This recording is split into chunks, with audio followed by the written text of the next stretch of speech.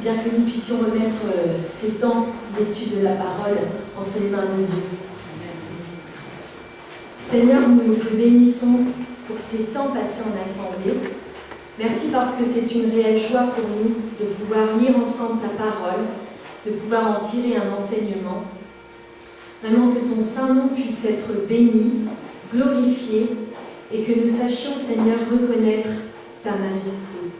Parle à nos cœurs encore ce matin. Amen. Amen. Alors j'aimerais partager avec vous une lecture qui se trouve dans Néhémie. Donc je vous invite à ouvrir vos livres dans Néhémie au chapitre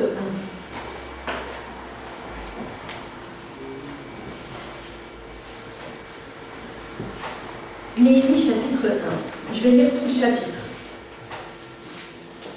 Histoire de Néhémie, fils de Hakalia, la 20e année du règne d'Artaxerxès, au mois de Kislev, je me trouvais dans la citadelle de Suse.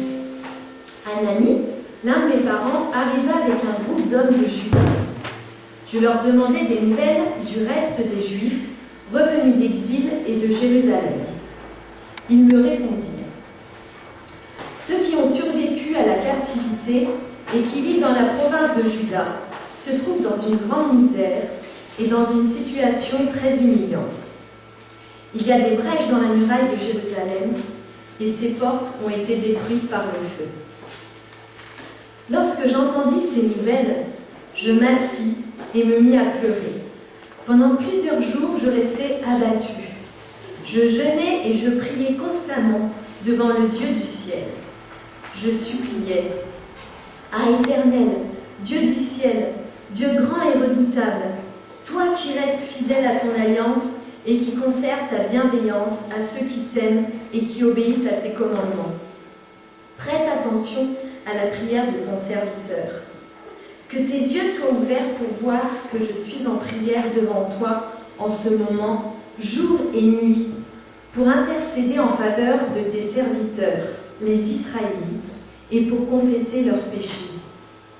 Car nous avons péché contre toi. Oui, moi et mon peuple, nous avons péché. Nous sommes vraiment coupables envers toi, car nous avons désobéi aux commandements, aux ordonnances et aux lois que tu as données à Moïse, ton serviteur. Souviens-toi cependant, je te prie, de ces paroles que tu as ordonnées à ton serviteur Moïse de prononcer. Lorsque vous serez infidèles, je vous disperserai parmi les peuples païens. Mais si vous revenez à moi pour obéir à mes commandements et les appliquer, alors, même si vous vous trouvez éloignés jusqu'aux extrémités de la terre, je vous rassemblerai et je vous ramènerai de là au lieu que j'ai choisi pour y établir ma présence. Ils sont tes serviteurs et ton peuple, que tu as délivrés par ta grande force et par tes interventions puissantes. Je t'en prie, Seigneur, veuille prêter attention à la prière de ton serviteur et à celle de tes autres serviteurs qui aiment à te vénérer. De grâce, fais réussir aujourd'hui la démarche que je vais entreprendre et que cet homme m'accueille avec compassion. Or, à cette époque, j'étais chargée de servir les boissons à la table de l'empereur. Alors, pour bien comprendre ce passage, j'aimerais restituer un petit peu le contexte historique. Nous sommes en moins 445 avant Jésus-Christ, et les Juifs avaient été déportés à Babylone entre moins 597 et moins 538. Puis, après, il y a les rois perses et les rois mèdes qui ont repris le dessus sur Babylone. Et de ce fait, on a permis aux Juifs exilés de retourner dans leur pays. Précédemment, dans le livre qui est juste avant, c'est le livre d'Esdras, sous la conduite d'Esdras, il y a le temple qui a pu être refait à Jérusalem. On aura mis environ 20 ans, de moins 536 à moins 516 pour reconstruire le temple. Alors bien sûr, il y a eu des obstacles, ils ont eu l'opposition. Et ce temple n'est pas aussi somptueux que sous Salomon. De plus, Jérusalem a perdu sa splendeur. Et tous les Juifs ne sont pas rentrés d'exil. Ici, nous avons l'exemple de Néhémie. Alors, qui était Néhémie? Néhémie est né et a grandi en Mésopotamie. Il a accédé par la grâce de Dieu à une situation importante dans l'Empire perse. À la fin de ce chapitre, il nous dit qu'il est les chansons du roi. Alors les chansons, qu'est-ce que c'était? C'était la personne qui devait goûter le vin pour s'assurer qu'il ne soit pas empoisonné, car effectivement, les rois à cette époque avaient beaucoup d'ennemis, et la meilleure façon de s'en débarrasser était éventuellement de leur donner du poison. D'ailleurs, l'histoire, je vous rappelle à votre cours d'histoire, prouvera qu'il y a eu des rois qui sont morts empoisonnés suite à des prises de liquide. En plus de goûter le vin, les chansons, c'était le surveillant du royaume. En effet, il évoluait dans l'entourage du roi, donc il pouvait prévenir un petit peu les complots, il entendait un peu tout ce qui se passait. Bref, Néhémie avait une position importante. De fils d'esclave qu'il était, il est devenu riche et respecté. Néhémie jouissait de tous les avantages de la cour. Il vivait un petit peu, on pourrait dire, dans le faste oriental. Il avait accès aux délices de la cour et n'était privé d'aucun bien. Et pourtant, on va pouvoir constater que Néhémie ne va pas rester insensible à ce qui se passe à plus de 1000 kilomètres de lui. Il va se soucier du sort du peuple de Dieu, dont lui-même est issu. Il va avoir un fardeau sur le cœur. Alors qu'un de ses parents, en fait il s'agit de son frère, revient de Jérusalem avec d'autres compagnons, il va le questionner. Il va lui demander, mais qu'est-ce qui se passe là-bas? Qu'avez-vous vu? En fait, malgré son style de vie princier, malgré sa vie de confort, Néhémie a à cœur l'œuvre de Dieu. Néhémie avait compris que Dieu était plus grand que tout le luxe, que tout l'apparat dans lequel il vivait, et que le royaume de Dieu était infiniment plus grand que tous les royaumes sur terre. Et à cause de cela, il désire activement se mettre à l'œuvre pour Dieu. Cela peut nous interpeller sur notre propre situation. Pourquoi devrions-nous avoir à cœur l'œuvre de Dieu? Parce que Dieu est bien plus grand que ce qui existe sur toute cette terre. Parce que son œuvre est bien plus grandiose que toutes les entreprises humaines réunies. On remarque que Dieu va utiliser cet homme comme Néhémie, parce qu'il se questionne. Il se questionne sur le sort du peuple de Dieu. Qu'en est-il de nous? Avons-nous à cœur le souci de l'Église de Dieu? Avons-nous compassion des autres? Ou bien est-ce qu'on se contente de rester dans notre propre confort? Quelle est la situation de Jérusalem ici? Bien, Jérusalem avait été détruite par les Babyloniens en moins 586, et après leur passage, tout avait été ruiné, il n'y avait plus que cendres et décombres. Comme je vous l'ai dit précédemment, un modeste temple avait été reconstruit 70 ans avant le texte, et la ville était sans prestige. Le peuple, le territoire était tout petit, ses habitants étaient pauvres. La situation était lamentable. Et tout cela va toucher le cœur de Néhémie. Et ça lui brise son cœur parce qu'il est sensible à la misère du peuple de Dieu et également à la gloire de Dieu qui semble être bafouée. Parce qu'il faut savoir aussi qu'à l'époque, plus le peuple était grand, fort et puissant, plus on pensait qu'ils avaient un Dieu fort et puissant. Et puis, j'aimerais vraiment vous interpeller sur le fait de notre propre confort de vie. Pourquoi je devrais me soucier de ce qui se passe autour de moi? Parfois, c'est si facile de se refroidir, d'endurcir son cœur. Moi-même, je demande souvent à Dieu de me donner la compassion pour ceux qui sont autour de moi. Quel exemple on a dans les évangiles avec Jésus? Vous remarquerez quand vous lisez les miracles, souvent avant qu'il opère un miracle, c'est écrit « Jésus eut compassion ». Dans Luc, au chapitre 6, verset 36, « Soyez donc pleins de compassion, tout comme votre Père aussi est plein de compassion. » Peut-être qu'un des problèmes de l'œuvre de Dieu, ce n'est pas tant l'immensité des choses à accomplir, des besoins, mais peut-être la rareté des croyants qui prennent vraiment à cœur les intérêts de Dieu. Alors il ne s'agit pas de nous sentir coupables constamment de tout ce qui se passe, de nous sentir coupables d'avoir le bonheur de jouir des belles et bonnes choses que Dieu nous donne. L'idée, c'est d'avoir un tant soit peu à cœur l'œuvre de Dieu, faire notre petite part dans cette œuvre grandiose. Dieu se sert d'hommes et de femmes désireux de le servir humblement. Dieu nous appelle à avoir compassion. Seulement, ne restons pas à ce stade de compassion. Considérons l'attitude de Néhémie. À la suite de son entretien, il s'assied. Il pleure et mène le deuil plusieurs jours. Il se met à prier. En réalité, il va se passer 4 mois entre ce qu'il apprend, donc il va jeûner, il va prier, et jusqu'à ce qu'il aille vers le roi faire une requête, qui sera que le roi le laisse aller reconstruire la muraille. Au verset 4, il nous est dit « Je priais constamment devant le Dieu du ciel ».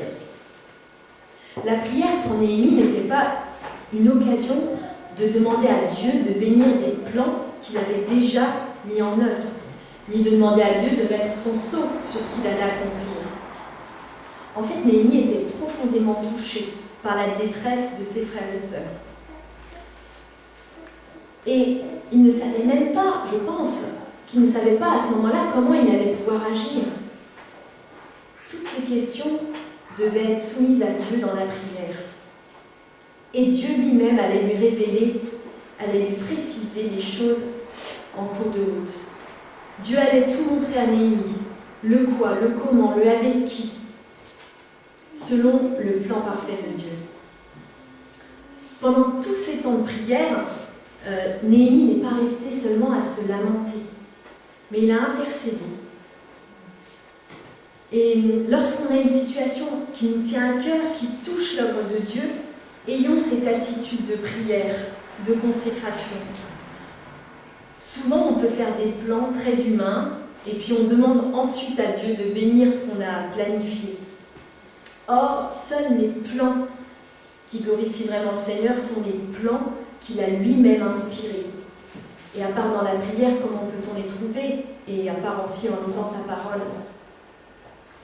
Néhémie était un homme de prière. Il aurait pu, en entendant ces choses désastreuses, se lever d'un coup et puis partir en urgence.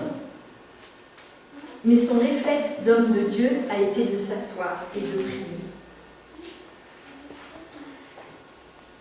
Je vous encourage à, je ne vais pas lire toute l'histoire de Néhémie, mais je vous encourage vraiment à lire tout ce livre qui est vraiment un exemple pour nous. Intéressons-nous à la prière même de Néhémie. Tout d'abord, c'est de la louange, de l'adoration. Dieu grand et redoutable. En fait, on a affaire à un Néhémie qui est plein de foi envers son Dieu. Il a confiance que lui seul peut faire quelque chose. Il conforte également le fait que si on est obéissant, enfin Dieu est un Dieu fidèle pour ceux qui le servent. Et non seulement ça, mais c'est un Dieu bienveillant. Alors attention, il ne s'agit pas de... Sa prière, on pourrait... Enfin non, justement, il ne faut pas le prendre comme ça, mais il ne veut pas amadouer Dieu et dire « Oui, tu es un Dieu grand, alors maintenant fais ça ». Non, c'est vraiment de la foi en son Dieu, c'est de l'amour, c'est de la révérence pour son Dieu. Ensuite, il y a une demande de pardon. Une reconnaissance de la culpabilité du peuple, mais il s'inclut aussi dedans.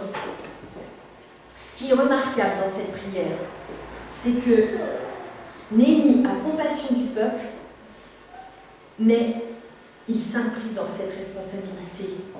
il redit donc, c'est au verset 6 dans la deuxième partie, « Car nous avons péché contre toi ». En fait, l'histoire du peuple d'Israël, elle se répète souvent. Ça fait comme un peu un cercle, pas vertueux pour cette fois-ci, mais le peuple souvent pêche, désobéit, s'éloigne de Dieu, et alors il est dispersé. Parfois, il y a des prophètes qui essaient de prévenir, mais pas toujours avec succès. Et puis, quand ils se repentent, alors, ils ont cette promesse que Dieu les rassemble. Néhémie, il est né en exil. Il n'est pas directement coupable, on pourrait dire, de la faute. Il subit la conséquence de la faute de ses ancêtres. Et je veux le répéter, ça aurait été facile pour lui de rester dans sa situation de confort. Parfois, on est peut-être un peu comme ça. Si telle ou telle personne est dans cette situation-là, bah, c'est qu'elle l'a bien cherché. Hein. Après tout, moi, j'y suis pour rien. Ou si ça ne va pas dans l'église, bah, moi, j'y suis pour rien. Hein. C'est un tel ou un tel. Mais avons-nous vraiment fait le nécessaire pour pallier à ce problème? En fait, je suis souvent touchée par les prières de mon époux. Excusez-moi de citer, mais vous savez, parfois, en règle générale, on peut se plaindre de la situation actuelle du pays, des problèmes économiques, des problèmes climatiques, avec le réchauffement climatique. Hein, on l'a tous un peu vécu cette semaine. Et parfois, mon époux prie et demande pardon à Dieu pour le fait que nous maltraitons la planète. Alors peut-être à notre dépens, certaines fois. Et ça m'interpelle de me dire, mais oui, jusqu'à quel point on peut s'inclure aussi dans la responsabilité et prier Dieu pour nous aider à changer les situations. Ne serait-ce que le tri sélectif. Bon, je ne vais pas faire la pub, mais vous savez, j'ai été sensibilisée par ça, par exemple.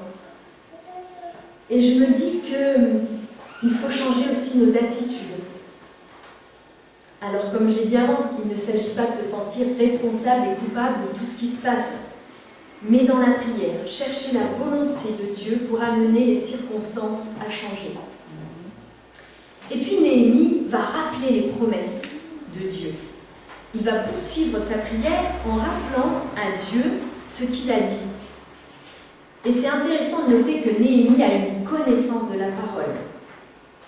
Il cite Deutéronome 30. En fait, c'est une parole que Moïse a prononcée sur la promesse de Dieu envers son peuple. S'il désobéit, s'il s'éloigne de lui, il les dispersera. Mais s'il revient, s'il se détourne de ses mauvaises voies, alors l'Éternel a promis de faire grâce.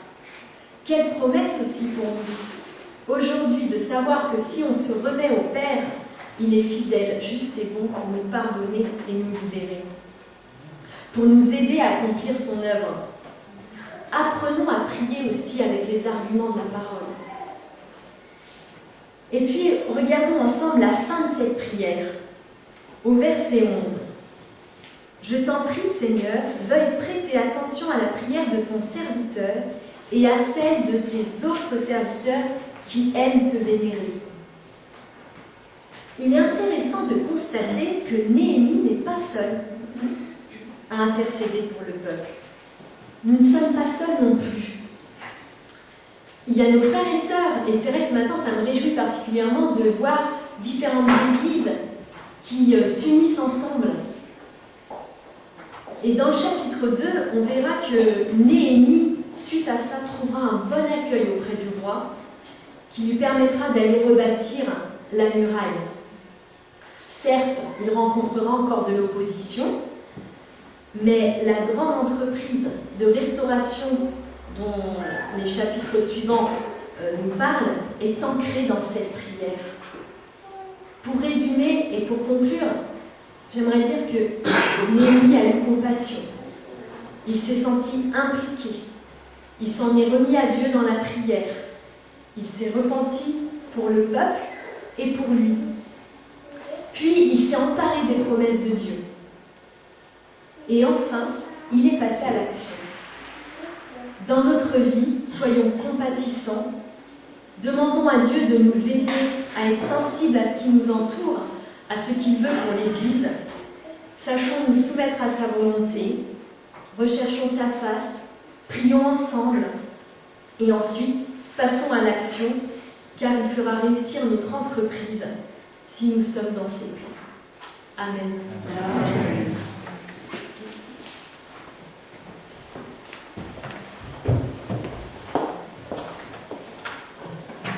Amen. Merci pour cette parole qui nous rappelle cette responsabilité que nous avons. Nous avons une responsabilité spirituelle. Quelle muraille voulons-nous autour de notre Jérusalem, autour de notre Église, hein. Je ne parle pas de construction, mais vraiment est-ce que nous voulons voir des personnes qui veulent venir? Est-ce que nous voulons avoir une communion fraternelle qui est forte? Et cette prière de Néhémie, un Néhémie qui, à un moment, a ses yeux spirituels qui s'ouvrent, et puis qui contemple l'état dans lequel se trouvent les murailles de Jérusalem. Et là, il se dit, mais ce n'est pas une œuvre humaine, ce ne peut être qu'une œuvre spirituelle. Humainement, il n'a pas l'autorité d'amener jusqu'à Jérusalem. Déjà, il ne le peut pas, parce qu'il est échanson du roi, hein, il ne peut pas quitter son poste de façon fonctionnelle, il n'a pas le droit, il n'a pas l'autorité. Et puis, ce n'est pas à lui de décider à quoi doivent ressembler les murailles de Jérusalem. Ça, c'est l'empereur qui peut dire. Et il se rend compte de son impossibilité, et là son cœur va être sensible, il va dire, mais Seigneur, tu ne peux pas nous laisser dans cet état, il n'y a que toi qui peux nous aider. Et voilà, que ce soit vraiment notre prière d'église. Vous savez, quand on voit des choses, vous savez, dans l'église, vous savez, des fois on s'arrête à contempler ce qui ne va pas. Mais en fait, Néhémie n'est pas là-dedans. Non, je vois ce qui ne va pas, mais en fait, c'est un levier, c'est une force. Et à partir de ce moment-là, je vais être un objet, un outil de bénédiction. Et c'est quand nous demandons à celui qui est notre Père qu'à partir de ce moment-là, ce qui semblait impossible va pouvoir être restauré, va pouvoir être rétabli. Que ce soit vraiment cette prière de Néhémie, cet état d'esprit de la prière qui nous anime pour la bienveillance que nous pouvons porter pour nos assemblées. Je vous invite à prier peut-être pour clore ce temps autour de la parole.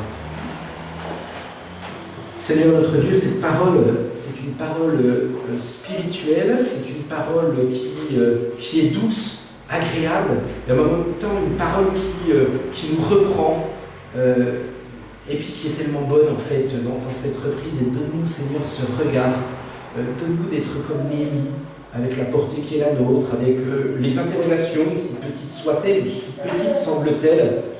Donne-nous, Seigneur, ce regard, pour avoir cette prière de foi et cette prière qui nous engage.